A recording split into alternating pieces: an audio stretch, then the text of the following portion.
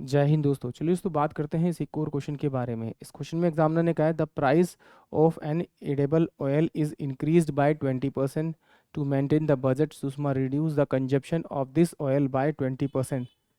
The increase in expenditure due to this edible oil, यानी examiner ने क्या कहा कि एक खाने का ऑयल है उसमें 25% की बढ़ोतरी होती है कीमत में, जिसके कारण सुषमा जो है अपनी ना कंजप्शन खपत को 20% कम कर देती है।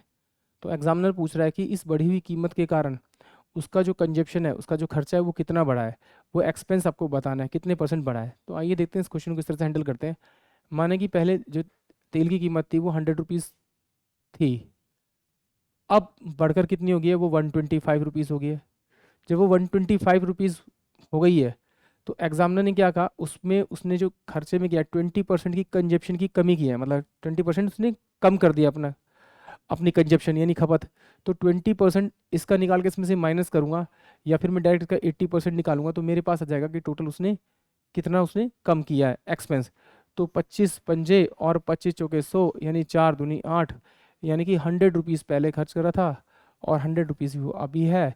तो इसका मतलब है उसका जो खर्चा है वो नहीं बढ़ा है, यानी 0% क्या आएगा, मेरा इसका आंसर आएगा, यानी कि ऑप्शन ए आएगा।